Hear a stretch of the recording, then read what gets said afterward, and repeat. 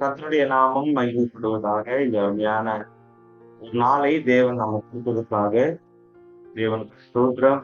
இன்னைக்கு கூட இந்த ஒரு காலை கூட்டத்துக்கு வந்த ஒவ்வொருத்தரையும் தேவன் ஆசீர்வதிப்பாராக.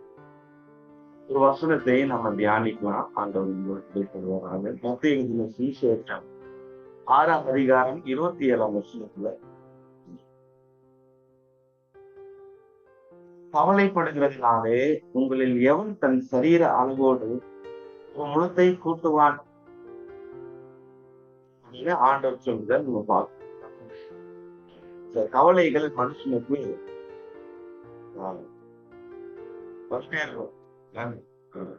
பேசுறா, நானா இருக்கலாம், யாரா இருக்கலாம். கவலை வந்தா யாருமே தாங்கவே முடியாது. அது மனுஷனை அப்படியே சோர்வடைய செய்யும், வேலை செய்ய விடாது, அதையே யோசிச்சுட்டே இருக்கும். என்ன செய்யணும், எது பண்ணணும், எதுவோ மைண்ட்ல யோசிச்சு மைண்ட் கொஞ்ச நேரம் நம்முடைய சரீரம் எதுவுமே வேலை செய்யாது. மாதிரி நம்ம டிசப்பாயிண்ட் ஆயிடும். ஆண்டு பாருங்க, அருமையான ஒரு வார்த்தையை சொல்றாரு, கவலைப்படுகிறவனாலே உங்களில் எவன் தன் சரீர அளவோடு ஒரு முழத்தை கூட்டுவான். சரி, கவலைப்படுறீங்க, அதனால என்ன நடக்கும்? உங்களால ஏதாவது முடியுமா, குறைக்க முடியுமா? எதுவுமே செய்ய முடியாது. அதனால ஒண்ணும் நடக்காது. இன்னும் பார்த்தா நம்முடைய சரீரம் பலவீனம் அடையும். அநேக பிரச்சனைகள் நம்ம சந்திக்க வேண்டியதா இருக்கும். இல்ல, கவலைப்படாதீங்க அப்படின்னு நம்ம வாசிக்கிறோம். இப்போ கவலைப்படாம இருக்கணும்னா என்ன செய்யணும்? கவலைப்படாம இருக்கணும்னா என்ன செய்யணும்? சங்கீதக்காரன் சொல்றாரு, நான் பயப்படும் நாளிலே உண்மை நம்புவேன். எனக்கு பயம், திகில், இப்படிப்பட்ட காரியங்கள் வரும்போதே நான் கர்த்தரை நம்புவேன். சுருக்கமா ஒரு 3-4 காரியங்கள் நம்ம என்ன செய்யணும்?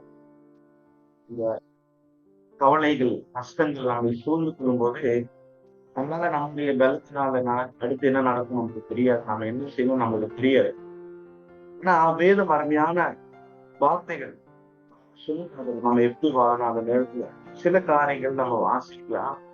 சங்கீதங்கள் புஸ்தகமாகும் 55ஆம் அதிகாரம் 22ஆம் வசனம் நம்ம வாசிக்கும் போது, கர்த்தர் மேல் உன் பாரத்தை வைத்துவிடு, அவர் உன்னை ஆதரிப்பார், நீதிமானை ஒருபோதும் தள்ளாடி விட மாட்டார்.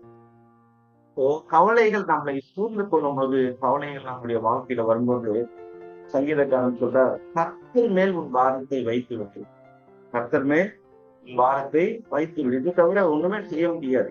இதை மிஞ்சி ஒண்ணுமே செய்ய முடியாது. செய்ய வேண்டியதை நம்முடைய பாரத்தையும் அவர் மேல வைத்து, அதை மத்தேயு 11ஆம் அதிகாரம் 28ஆம் வசனங்களோட நம்ம வாசிக்கிறோம். வருத்தப்பட்டு பாரம் சுமக்கிறவர்களே, நீங்க எல்லோரும் என்னிடத்தில் வாருங்கள், நான் உங்களுக்கு இளைப்பாறுதல் தருவேன். நம்முடைய வருத்தம், கவலைகள் நம்ம செய்ய வேண்டியது முதலாவது என்ன அப்படின்னா, அவர் மேல அவருடைய கவலைகள் எல்லாம் வைக்கணும். ஏன் அப்படின்னா பேதுரு சொல்றார் 5ஆம் அதிகாரம் 7ஆம் வசனத்துல 1 அவர் உங்களை விசாரிக்கிறவர் ஆனபடியால் உங்கள் கவலைகள் எல்லாம் அவர் மேல் வைத்து விடுங்கள். நாம செய்ய வேண்டிய காரியம் நம்மளுடைய கவலைகள் தேவன் தவிர நம்மளுக்கு வேற ஆப்ஷனே கிடையாது. ஒருவேளை உங்களுடைய வளர்ச்சால நீங்க ஏதாவது முயற்சி எடுத்தா எல்லாமே சக்சஸ் ஆகும்னு சொல்ல முடியாது. முதலாவது செய்ய வேண்டியது நம்மளுடைய கவலைகள் எல்லாமே அவர் வச்சு நம்ம பார்த்துக்கலாம். அடுத்து அதே சங்கீதக்காரன் சொல்றார், உன் வழியை கர்த்தருக்கு ஒப்புவித்து அவர் மேல் நம்பிக்கையாயிரு, அவரே காரியத்தை வாய்க்க பண்ணுவார். முதலாவது என்ன பண்ணணும்? அவர் பார்த்துப்பார், அவர் மேல விட்டுவிடணும். ரெண்டாவது அவருக்கு ஒப்பு கொடுத்துடணும். ஒப்பு கொடுத்து என்ன நினைப்போம்? அவரே காரியத்தை வாய்க்க பண்ணுவார். அவருக்கு ஒப்பு கொடுத்துருங்க. எல்லாம் மிஸ்ஸப்பா, நீங்க பார்த்து இந்த காரியத்தை நீங்க பார்த்து, என்னுடைய பலத்தினால என்னுடைய காரியத்தினால எதுவுமே செய்ய முடியாது, நீங்க பார்த்துங்க அப்படின்னு ஒப்பு கொடுக்கும்போது கண்டிப்பா தேவன் அற்புதமான காரியத்தை என்ன பண்ணுவாரு? செய்வார். 3வது பிலிப்பியர் 4ஆம் அதிகாரம் 6ஆம் வசனத்தில் சொல்லப்படும், நீங்கள் ஒன்றுக்கும் கவலைப்படாமல் எல்லாவற்றையும் குறித்து உங்கள் விண்ணப்பங்களை ஸ்தோத்திரத்தோட கூடிய ஜெபத்தினாலும் வேண்டுதலினாலும் தேவனுக்கு தெரியப்படுத்துங்க. 3வது, ஒன்றுக்கும் கவலைப்படாதீங்க. நம்ம ஒண்ணும் கூட்ட முடியாது, குறைக்க முடியாது, நம்மளால எதுவுமே செய்ய முடியாது. ஆனா ஒண்ணும் செய்யலாம், தேவனுக்கு தெரியப்படுத்துங்க. தேவனுக்கு தெரியப்படுத்துங்க, அவருக்கு சொல்லுங்க. துதிங்க, நன்றி செலுத்துங்க. அவர் எல்லாம் பார்த்துப்பாரு. அவர் எல்லாம் பார்த்துப்பாரு. இதை தவிர ஒரு எந்த ஒரு ஆதாரமோ, எந்த ஒரு நம்பிக்கையும் இல்லை. நம்பணும் அவரை, அவருக்கு ஒப்பு கொடுக்கணும், அவர் மேல வைக்கணும், அவருக்கு தெரியப்படுத்தணும். இது தவிர நமக்கு எந்த வழியும் கிடையாது. அதான் ஆண்டவரே சொல்றார், நீங்க கவலைப்படுறதுனால உங்களுடைய சரீரத்துல ஒரு குணத்தையும் கூட்ட முடியாது. எதுவுமே செய்ய முடியாது. நமக்கு அதனால நமக்கு எந்த லாபமும் கிடையாது. நம்மளுடைய கவலைகள் எல்லாம் நம்ம என்ன செய்யணும் தெரியுமா? அவர் மேல வைத்து விடணும். அவருக்கு தெரியப்படுத்தணும். ஏன் ஒரு வார்த்தை இல்லாம நீங்க பாரத்தை எல்லாம் அவர் மேல வைத்து விடணும். அவர் மேல வைக்கும்போது கண்டிப்பா தேவன் தான் இது எல்லாத்துக்குமே நமக்கு விட கொடுப்பார். அந்த எல்லாமே தான் சூப்பர். நாளைய தினம் நம்முடைய கையில கிடையாது.